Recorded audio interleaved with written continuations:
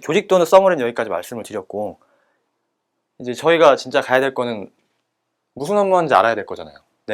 나 입사해서 어떤 업무를 할지 알아야 뭐를 준비하고 내가 갈 길이 저기구나라고 본인 스스로한테 목표점도 주어주고 그만큼 열심히 나갈 거니까.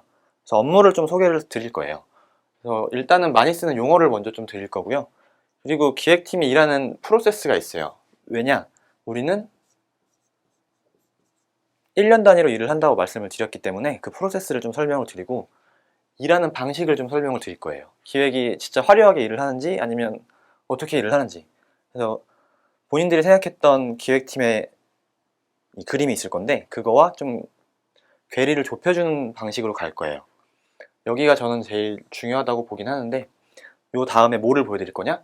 실제 세부 업무를 연관 단위로 쪼개서 하나씩 말씀을 드릴 거예요.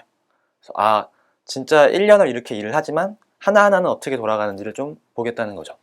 그리고 기타 업무, 요거는 뒤에 말씀드릴게요. 지금 하면 좀 흥미가 떨어질 수 있어서. 일단 용어부터 좀 알고 갈게요. 저희가 용어를 모르면 업무 얘기를 하기가 너무 힘들어요. 그래서 주로 사용하는 용어들이랑 이론적인 용어는 뭐가 있었는지 그거를 간략하게 좀 보고 갈게요. 근데 중요한 건 이 기획관리 파트는 이론에서 배우는 용어랑 회사에서 사용하는 용어가 크게 다르지 않아요. 기초의 이론 용어를 가지고 어떻게 볼지에 따라 달라지기 때문에 표현법의 차이만 있을 뿐이지 이론 용어를 잘 알고 오시면 회사 용어는 되게 편하게 익히실 수 있어요. 그래서 처음으로 이론 용어를 한번 가볼게요. 이 대부분의 기획관리는 재무와 회계가 들어와요. 어쩔 수밖에 없어요. 왜냐? 숫자로 얘기를 해야 되거든요.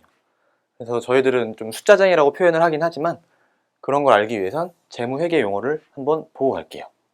매출부터 경상이익까지 제가 표현을 해놨는데 하나씩 하나씩 좀 설명을 드릴게요. 매출은 쉽게 이해하실 수 있을 거예요. 우리가 물건을 판 가격.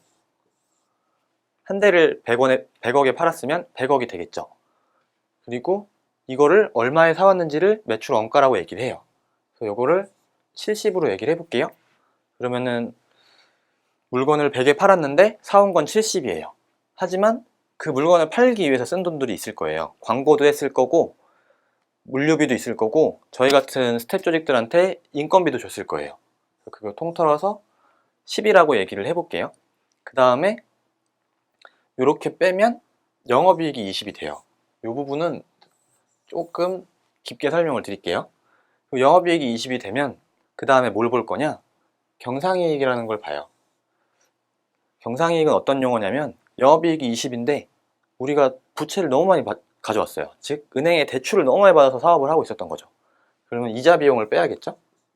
그거를 10이라고 얘기하면 경상이익은 10이 돼요. 이 정도의 용어만 알고 계셔도 되는데 이 부분을 기획관리에서 중요시하게 좀 여기기 때문에 이 부분만 좀 설명을 드릴게요.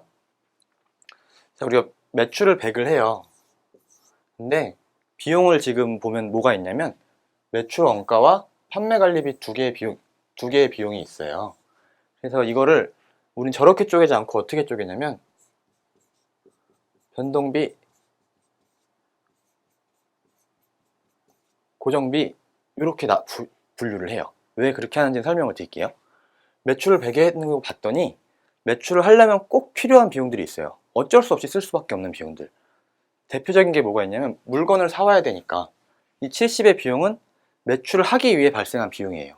만약 매출 안 하려고 그랬으면 안 사왔으면 되니까 그럼 저 비용 발생 안 할 거잖아요. 그래서 변동비의 기초 70이 있겠죠. 그럼 딱 가서 봤더니 판매관리비를 막 여러 가지를 봤어요. 뭐가 있는지. 봤더니 물류비가 있더라고요. 여기에 물류비가 5가 있었어요. 이 물류는 우리가 물건 팔려고 할 때 움직이는 거잖아요. 그래서 매출 안 하려고 했으면 저 비용 필요 없어요.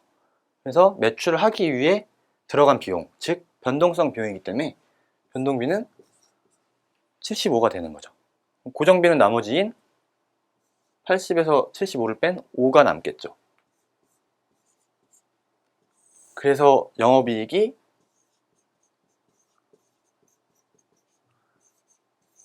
20이 나와요. 근데 우리는 영업이익보다 관리 쪽은 뭘 좋아하냐면 공헌이익이라는 개념을 되게 좋아해요. 공헌이익은 어디에 들어갈 거냐? 여기로 들어와요. 그래서 매출에서 변동비를 뺀 이익, 즉 25원이 남는 거죠. 왜 공헌이익을 중요시 여기냐면은 고정비는 우리가 사업을 하면서 어쩔 수 없이 발생해요. 특히나 대표적인 게 인건비거든요. 근데 이런 거를 커버하기 위해서는 우리가 공원이익을 잘 관리를 해야 돼요. 공원이익이 많이 남는 물건을 팔아야 고정비를 내줄 수 있거든요. 그래서 관리 쪽에서는 이런 변동비, 고정비, 공원이익의 개념을 좀 중요시하게 여긴다 하고 생각을 하시면 될 것 같아요. 그 다음에 이제 회사용으로 좀 와볼게요.